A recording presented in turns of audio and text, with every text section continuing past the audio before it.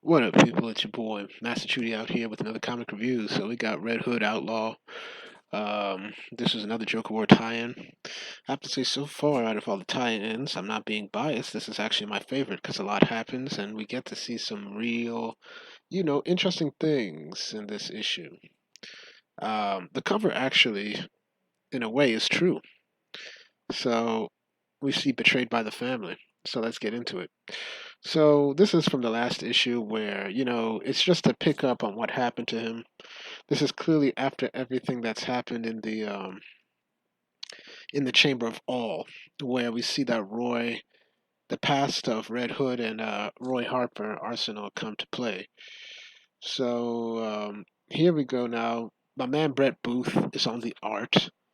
Arif Paranto on the covers, Danny Miki on the inks, of course Scott Lobdell doing his thing.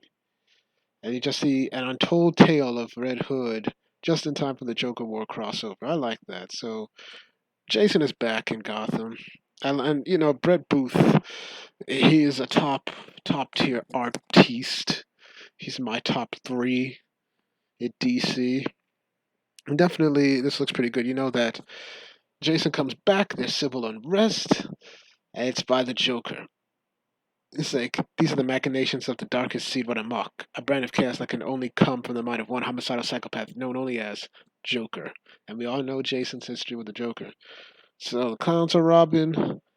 There's chaos in the streets. So Batman is like this: keep bagging the lady. You can't keep begging, lady. You can't do it when you're wounded. So he shoots a clown with a rubber bullet. But as was stated at the beginning of issue one, as long as he's in Batman City, um, basically he won't kill. And we see I'd rather have finished him, but Batman City, so rubber bullets it is. And it says Bruce is dealing with an overdose of Joker toxin. See recent Batman issues. Okay, so we all know what's happening. But in the beginning of Red Hood said, "Hey, as long as I'm in Gotham, I'm not going to kill." So we just see Bad Kid, help me. It's like, so help me. You can't leave us here. And so he gets angry. He gets angry at the fact that he's still considered a bad kid. But anyway, this is all an elaborate plan. The Joker has eyes on Hood. So we see the Joker, very menacing look with the Joker. He's got a pizza and he's sitting on a corpse. So this guy's saying that, hey, someone spotted the Red Hood and we'll move him when he stopped. It's like, it's adorable. It's like, we'll move it. So how ambitious you are, Stedman. Who is like, but I have my best woman on the job, right? Always. So Punchline is going to head up there. So he goes to Margun's School for Wayward Boys, where he was sent. And it was recently a hideout, as we saw all the way up until issue 25. Um, and then he locked the place up. So I thought.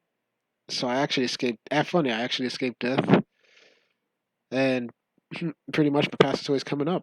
So we get a nice. I always liked how Scott Lobdell has written Bruce and Jason's relationship.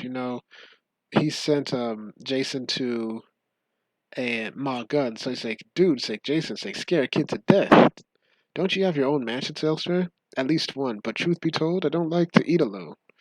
And so Jason's like, I like this. Look, I appreciate you put in a word with child services. I don't even mind this hell, but I'm not really looking for a friend right now, Mr. Bruce Wayne. And Bruce is like, yeah, neither am I. Just want a sandwich. It's like, see, that's exactly why we can't be friends with a billionaire. No, I like Kid Jason. It's very nice. Like I'm not trying to convince you otherwise. I got you accepted into Ma's home. Just wanted to make sure you were happy.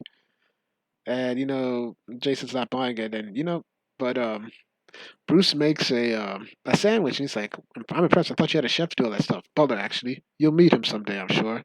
And we get this nice thing that I always consider just the way that they operate. That Jason has always been maybe the son that Bruce, maybe his first true son.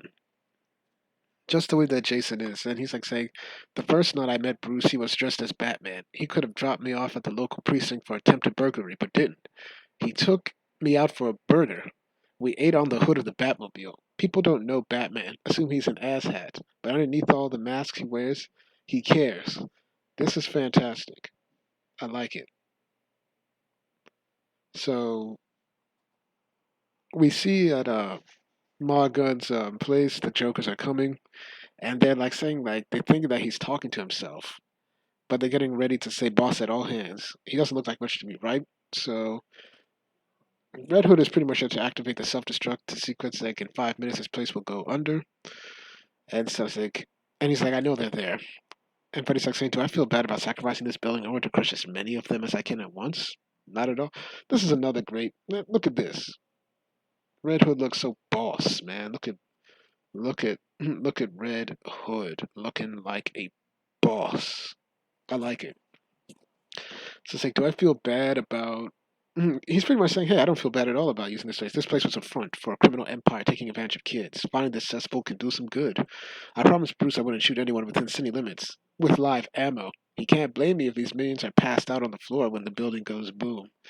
So he's like, "Hey, I'm still Red Hood. I can't stress enough how badass Jason looks when he's drawn by Brett Booth. It looks awesome. Kind of need Dexter Soy to put your hands on the new suit as well. But hey, Brett Booth, maybe you should be drawing for Red Hood as well. You and Dexter Sword. I like the both of you. So we get back and we see awesome fight sequences. He's just going around here, just whooping all kinds of ass, just taking them all down. I love the action, and then of course we see one action-packed minute later. We just see that hey, he's really been fighting, but then of course he hears a familiar sound, and he hears it upstairs, and he's like, oh no, he's thinking Crowbar, the Joker. Somebody's getting hit. It's like, I heard it again and again. The night I died, the night I was murdered. Not again, never again. So it's still, you can see the fear on his face. Like, it's still crazy to see. And ironically, he's armed with a crowbar, but it's still, it's still, interesting to see that, the night he was murdered still greatly affects him. Of course it would. But we see that he's like, son of a. And we just see Punchline here laying down the crowbar beating.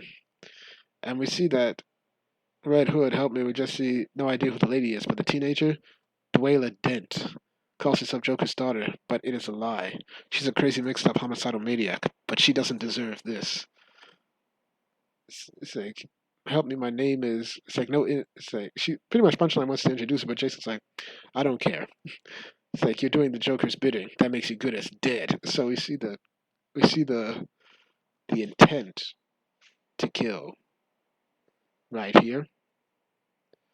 So we see somebody come out and kick Jason. But we already know that this is pretty much Nightwing. But he's being voiced by Joker. And so it's like, and I just say, I'm really going to have to insist you stand up, Jason. I already beat you to death on the floor once before. It'd be so tacky to repeat myself, but memories, right? It's like, Jason's like, what's the matter, Joker? Afraid to fight me one on one? You have to send your loser du jour? It's like, it's called delegating. It's like, I call this killing him to get to you. And, we see more fantastic fight scenes. The action is great. You know, I think that's one of Brett Booth's, specialties, man. He's like a boss at drawing action. And they begin to fight. And this is Dick Grayson, but he's saying that he's skilled but off, sluggish. And we'll get to that. We'll get to that in the Nightwing. In the Nightwing issue, that's the same thing Barbara said, but it seems Jason is handling himself better. So this is, great. Really like this, man. This guy's a boss. Look at the fight scenes. The fights are excellent. And, it's like we just see I get I get you hate me, but why the girl? Why your daughter? But this girl's trying to say to Jason. It's like, Jason, thank you for trying. It's like, Dweller, get here. Get out of here. I promise. But anyway, Punchline manages to sneak up behind him, knock him out. And unfortunately, this is when they left him outside and he couldn't make it. Place self destructed. And we get a very familiar scene right here. Unfortunately, she died. But then at the same time, like we get from Nightwing 73, we see that this is where Punchline is faking Batgirl's voice, and he still keeps a tracker, and that there's a bomb. So it's like, hey, Dwayne, I let you down. I can't fail them too. But we realize, but they're saying that we lost a lot of men back there. It's like, you sure the Joker isn't going to be angry? We accomplished our task, but you know him better than I. It's like Dickie Boy Grayson. You tell me. It's like saying, I guess if he was mad, we would have heard about it already. My father's never been shy about expressing his feelings. Oh, poor kid. But you should know, Red Hood can be obsessive. He's not going to accept she's dead until he finds the body in the wreckage. And Punchline always said, "Oh, it's already taken care of." He'll know that assume the homeless girl's body we left, is the Joker's daughter. Well, Joker did encourage collateral damage, yes, but for the moment I'm trying to focus on our guest. That can't be comfortable, little one. There you go, child. You did your part for today. Though in all honesty, I should have gone over a few details first. Like, oh well, so we see Dwayla Dent, still alive. And then we get this unfortunate thing where the Joker War continues in Nightwing 74, end of the Outlaws. Oh man, where do I want to stop this? Um, what's a good page? Um, it's going to be the most action-packed page, which is this. Um, this was a fantastic issue. Give it 9 out of 10, and it's just made better by the Brett Booth art. He's that dude. He is that dude. And there's nothing much more I can say. He's that guy. This was very much my favorite tie-in because this felt like a war, and Jason Todd's doing his thing. So 9 out of 10. So thank y'all for watching. Please like, share, and subscribe, hit the notifications, and make sure you're notified. Once again, I do these reviews for you, the people, because I want to discuss good comics, get reviews of them. Thank y'all for watching. I should have one more video up tonight. Peace.